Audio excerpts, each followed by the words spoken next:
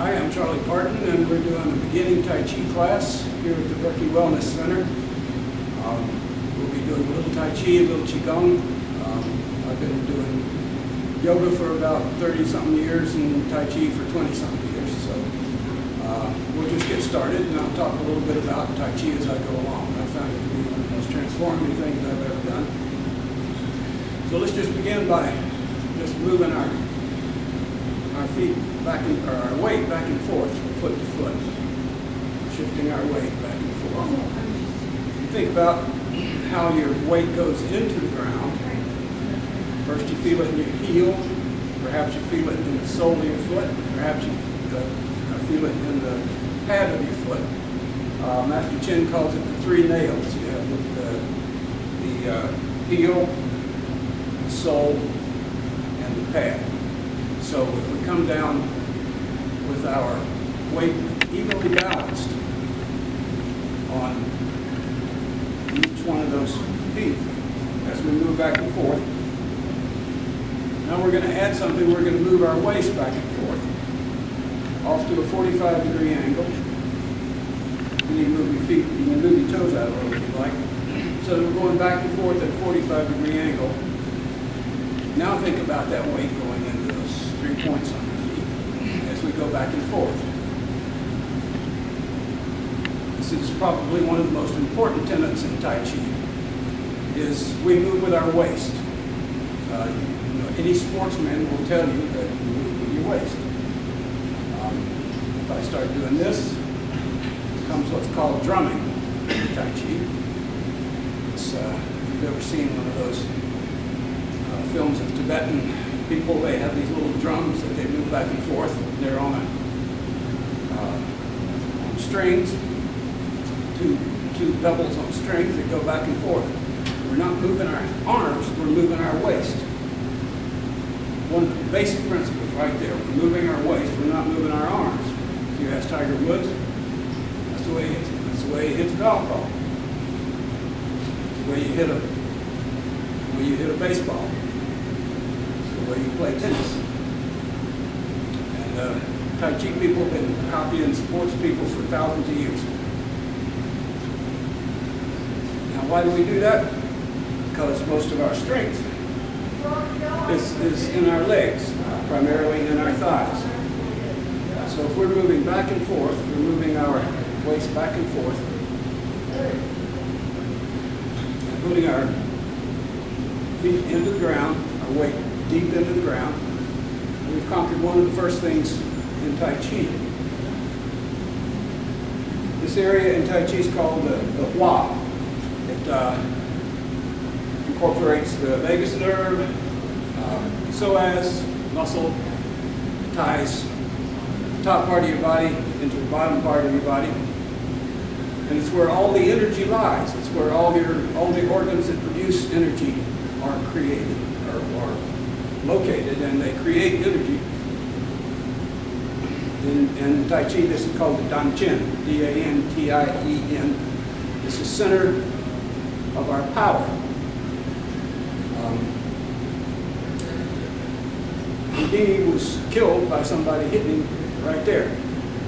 He had a bet going that anybody could hit him in the stomach and he could take it, but somebody snuck up and hit him right there and killed him.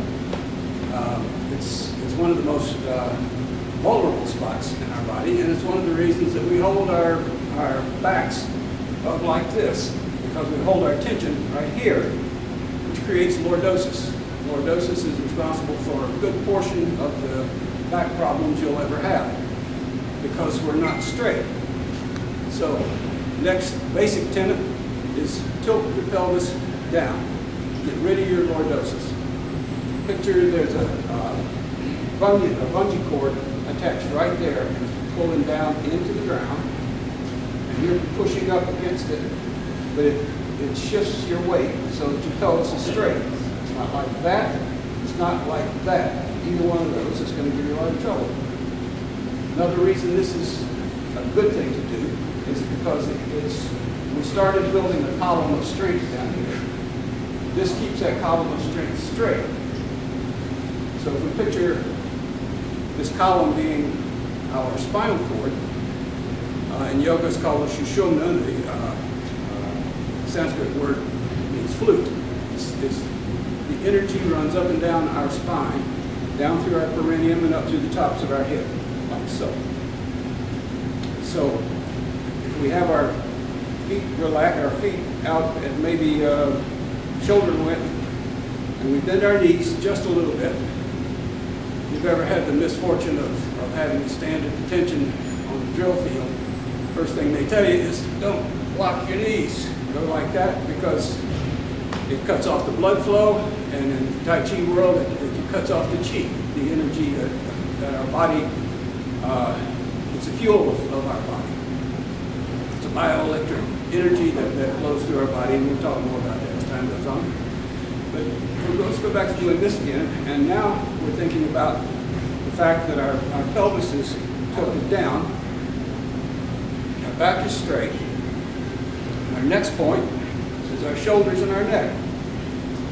Give you two images. Tai Chi uses a lot of images, and I think it's a good idea because your body can relate more to images than it can to a word. And a word it has to translate, but an image your body can understand better. So I'll give you two images. One is of a Dutch boy or Dutch girl, depending on who you are, that has a yoke with those two pails on their shoulders, like so. Now those pails make you drop your shoulders back and down.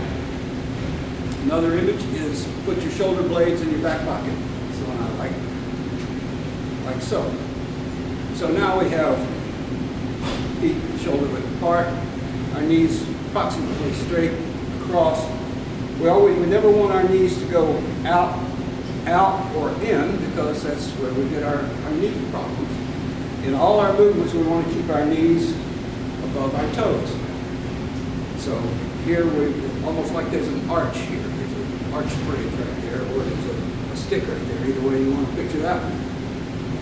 You've got your pelvis tilted, you've got your shoulders down, your chin is back. If you're one of those people like me that has this problem, and that's from being 6'3" and having to look down all my life, I constantly am doing this to try to straighten my shoulders, my chin back up. Got turkey neck, we got more. So there are the aspects of what we call the horse stance. We call it the horse stance because we're sitting on a horse. So we have those few things to think about as we stand. I stand in this position anywhere from 10 to 30 minutes a day. And it's my meditation because meditation basically is about being in the present, keeping your mind in the present, not in the past and not in the future. So if I'm concentrating on what my body is doing, I'm not thinking about that rude sales girl that offended me the other day, or the meeting that I've got in 20 minutes, or whatever. I'm in the present.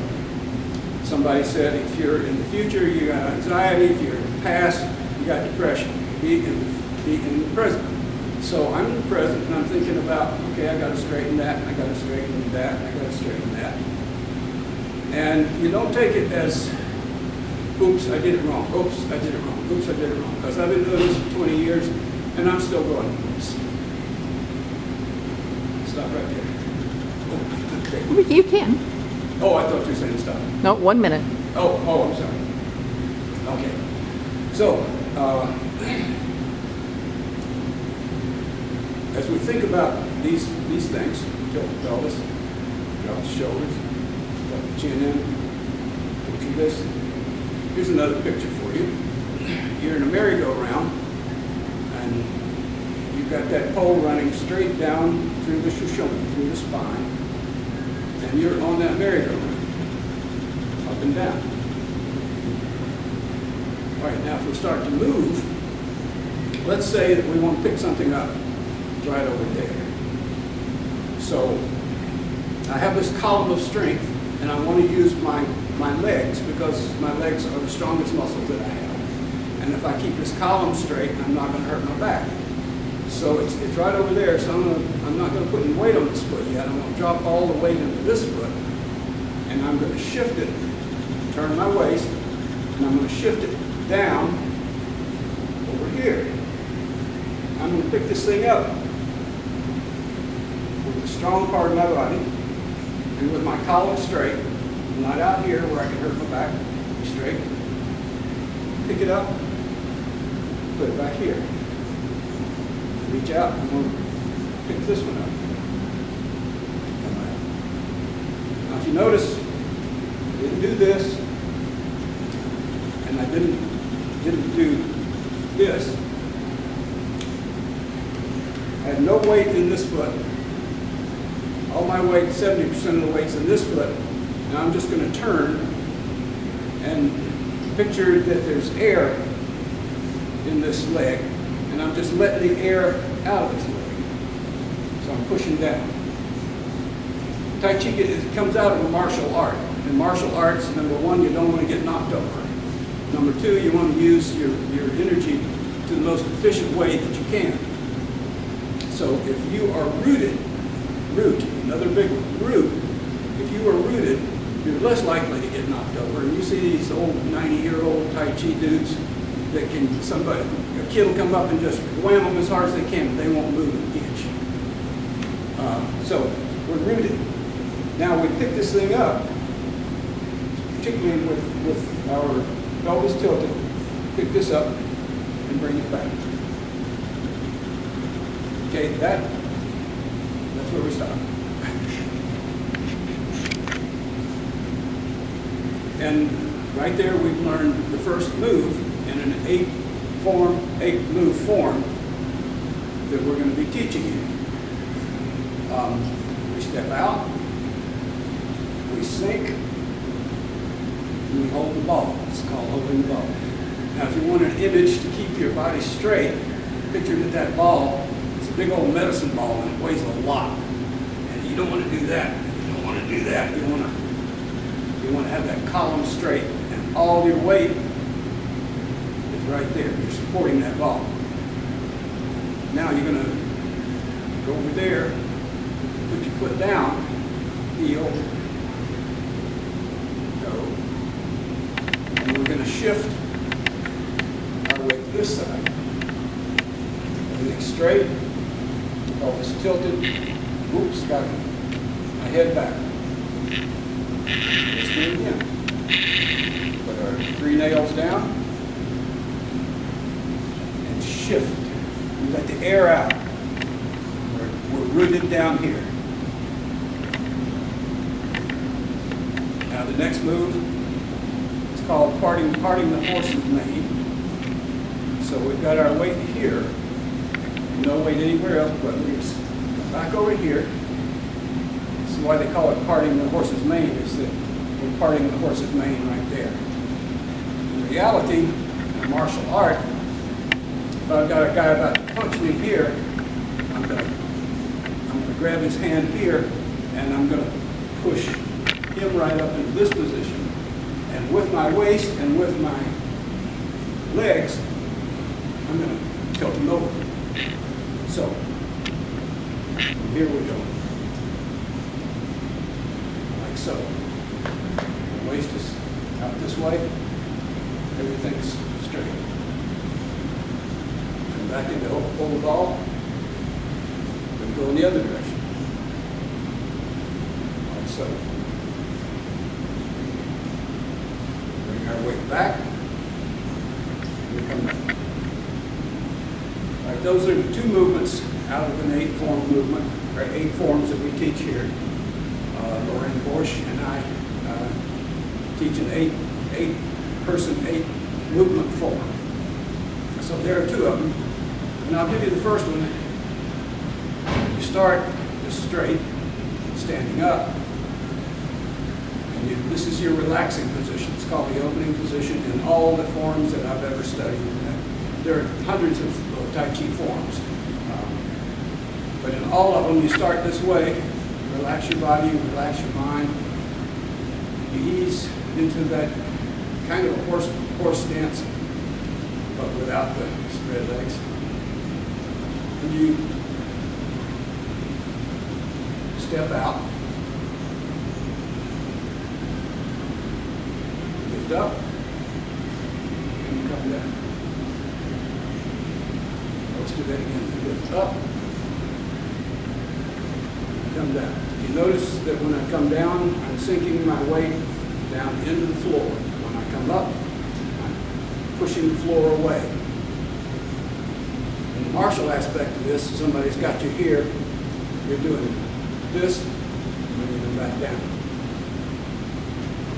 So that's the open movement. Then we do the hold the ball, we sink. Hold the ball again. Hold the ball again, we sink. Part the horse's mane. Hold the ball. Hold the ball. Got that backwards. And we part the horse's mane. All right, let's talk a few minutes. There's the first 3 or 4 moves of that form. And let's talk for a few minutes about breath. In yoga, the study of breath is called pranayama. I have a book this thick on how to breathe. You all are familiar with the term psychosomatic. Psycho being brain, soma being body. Your brain tells your body it's sick, your body gets sick. Your body can also tell your brain stuff. And that's what breathing is all about. When we breathe relaxed, in a relaxed way, our mind starts to relax. And none of you have ever done any yoga or Tai Chi. Somebody just told you one time, if you're upset, take a deep breath. Take 10 deep breaths. That's pranayama. Prana is the life force. In Tai Chi, we call it chi. In yoga, it's called prana. We bring the prana in through our breath, goes into our bodies, into our blood, and into our connective tissue. But most people breathe with their chest up here, which takes in about 1/3 of your lungs. In yoga breath, they call it yoga breath, they call it circular breath, they call it belly breath, they call it Buddha breath. There's a number of names for it. But basically, in the abdominal breath, you breathe with your abdomen. You picture that breath is actually going down into your stomach, and you push your stomach out. That drops your diaphragm, which allows air to come into the bottom 2/3 of your lungs. Bottom of your lungs, by the way, hold most of the alveoli that transfer oxygen into the blood. So we in the West are using about 1/3 of our shallow breathers. But if you take a full, deep breath, fill out this way, and fill out this way, picture yourself a Macy's balloon, and you blow up. One of the relaxing positions or exercises is to breathe in for 4, breathe out for 8 through your nose. 4, 5, 6. Okay, breathe in through your nose. This movement is called Qigong. This is from Qigong. It's called supporting the earth. We bring our oxygen up. Our breath up, turn, our breath goes up into our lungs, and goes around, and comes back down. Another problem that a lot of we have in the West is when we breathe up and we stop, we breathe down and we stop. There's a sport called high line. Played a lot in South America, and there's a device called a cesta. It's a big old basket that's hooked to one's hand, and it's circular, shaped like so. When the ball comes in, it goes around the cesta and out the other side. Now, in baseball, the ball comes, bat comes, it stops. Then it's got to start all over from scratch. So what I'm trying to talk about is momentum. That we go around and come out the other side. So in our breathing, we have a pulley at the top, and slowly it starts to exhale. We have a pulley at the bottom, where it's hard to tell when the exhale stops and when the inhale starts. And we apply all of our Tai Chi points that we've learned. We drop our pelvis. We relax our knees. Our shoulders are back. Our shoulder blades are in our back pockets. Our chin is tucked in. We're going up and down on that merry-go-round pole. Our breath comes out. Slowly comes back in. Slowly out. And slowly in. Good. So now let's take that concept of breathing back into what we learned in our Tai Chi. Let's start with our opening movement. Let's focus, relax. Relax your breath. Deep breath. Until you feel totally relaxed. Make sure your butt muscles are loose. Make sure your chest is open and relaxed. Make sure that your pelvis is tilted. And when you feel comfortable, sink into your right foot. Now you're breathing in. And now you're breathing out. You always breathe in on the insubstantial, on the pulling back, and you breathe out on the pushing. Substantial and insubstantial is a big concept in Taoism and in Tai Chi. Insubstantial is you're preparing for something. Substantial is where all your weight is. Now my insubstantial is back here, my substantial is here. It's kind of a concept you can talk about for hours, but at any rate, we put all our weight into our substantial foot and we kick out.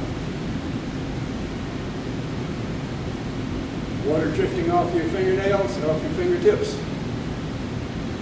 Washing the window, coming down. It's tilted. Now you're exhaling. Now you're inhaling. Now you're exhaling. Weight's over here. Bring your foot up. Step out.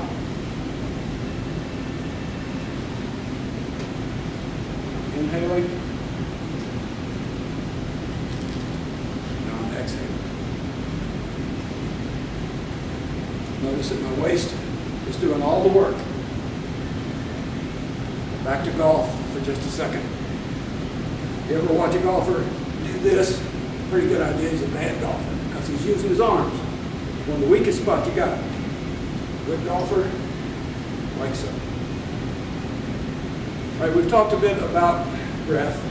We've talked a bit about rooting and about the substantial points that you need to remember when you're standing anywhere. If you're in a line at the grocery store, start doing that. If you feel like you're going to trip, what are you going to do? You're going to sink. You're going to get your root. You ever watch a downhill skier? When they're in trouble, first thing they do is sink. When I was an architect, one of the things I had to study was cantilevers. I spent way too much time studying cantilevers. It's like that. This weight comes down here. This huge amount of stress is right here. Now, we're vertical. We're a vertical cantilever. So if we're out here, all our stress is right there. So we want to keep that column straight. We want to remember our breath. And we will do this again and do another 2 or 3 of the 8 movements. And thank you for your time. want to say particularly, gosh, I miss my old students, all you guys. I'm thinking about you, and hopefully we can do this in person soon.